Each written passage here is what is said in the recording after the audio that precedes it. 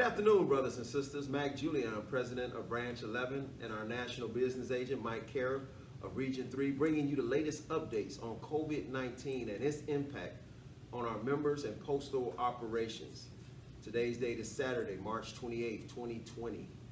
In the past week, there have been additional memos and agreements with the Postal Service concerning COVID-19 on issues like leave, including the 701 rule.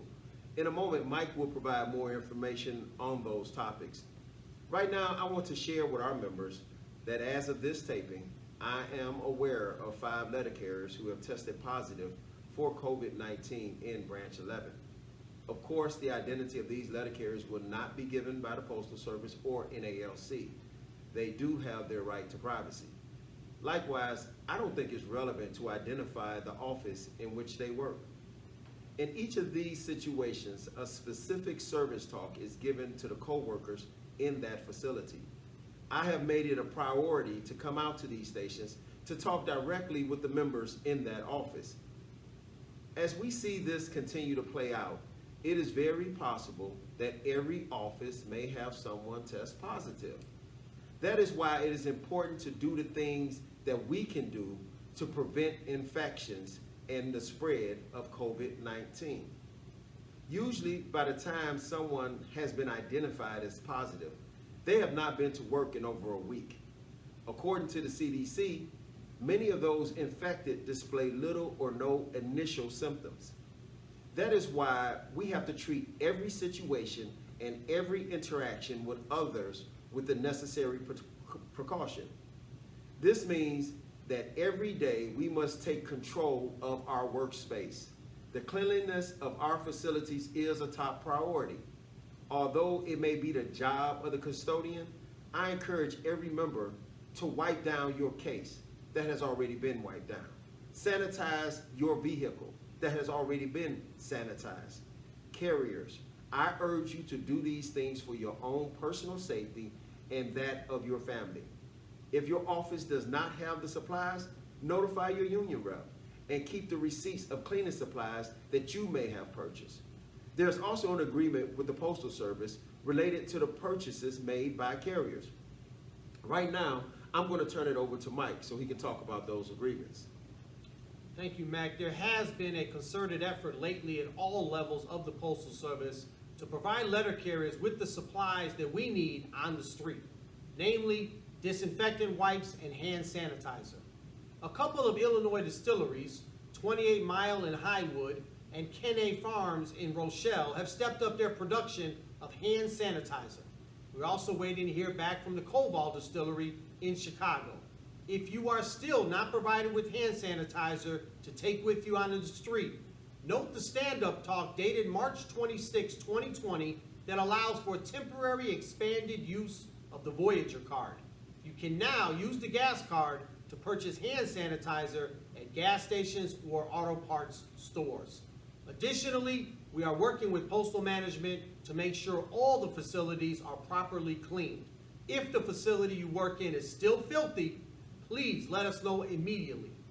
There's a new memorandum, M number 01913, in the NALC's Material Resource System that states that a letter carrier who actually works more than 7 hours but less than 8 hours of a regular scheduled day will, upon his or her request, be officially excused from the completion of the 8-hour tour and still credited with 8 hours of work time for paid purposes. The 701 rule is in effect as one method to decrease congestion within post offices. Simply put, do not wait around to punch out on the back end. For regular carriers that have already worked at least 7 hours, go to the supervisor and ask is there any more work to be done? If there isn't, then end your tour and go home. You may be asked to complete PS Form 3971 for the remainder of the day. We don't want to congregate at the time clock pre-tour either. The 5-minute leeway rule, per the ELM section 432.46, is in effect where necessary. If you are within 5 minutes of your scheduled start time, don't wait in line behind a fellow letter carrier. Just punch in and get to work. All of this is in place to encourage the social distancing protocols that the CDC and the Postal Service have put in place. There's another document, M number 1914, which is an open letter from Doug Tolino, the Vice President of Labor Relations for USPS headquarters. His letter is about liberal changes of schedule and leave. This is certainly a time when our job is more essential now than ever. We are needed in the workplace. However, if you have to be off work due to childcare issues, illness, or a quarantine that is either self-imposed or doctor recommended, you can use your leave. For letter carriers that do not have a leave balance, we are also working with the Postal Service to make future leave accruals available to you now. More information should be forthcoming very soon. Doug Tolino's letter states at the bottom, leave taken for COVID-19 related reasons between February 29th and May 17, 2020 may not be cited in discipline for failing to maintain an assigned schedule. Please advise your union steward immediately if a leave request for any of the reasons listed above is denied. In addition to the Chicago offices that MACK referred to, individual employees in the Downers Grove, Woodridge, and Des Plaines post offices, Downers Grove and Woodridge is one post office, have also tested positive for coronavirus. In these offices, the Postal Service providing a stand-up talk to everyone that works in that particular facility. The individual is not allowed to work until the quarantine period is over. Additionally, the occupational health nurse administrator for the Postal Service has been contacting that person that tests positive to see if anyone else in the workplace needs to be quarantined. They are going off the recommendation of the local public health department and also asking questions to see if anyone has had close contact with the person who tested positive. The CDC defines close contact as being within approximately 6 feet of a COVID-19 case for a prolonged period of time, or having direct contact with infectious secretions of a COVID-19 case, e.g. being coughed upon.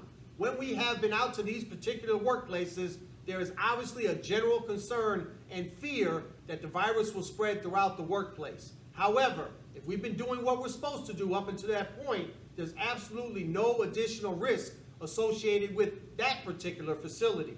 We can't rewind the clock, obviously, but we can all be vigilant from this point forward. Please monitor your health for the sake of yourself, your family, and your coworkers. Back to the CDC again. People should monitor themselves for fever by taking their temperatures twice a day and remain alert for cough or difficulty breathing. If you have these symptoms, you should not be in the workplace, period. Yeah, Mike is right about that. If you are sick, do not come to work. Carriers, remember, once again, own your space until the next time. Let's keep in prayer the brothers and sisters that have tested positive, and you all be safe out there. If Branch 11 is successful in getting sanitizers, we'll let you all know.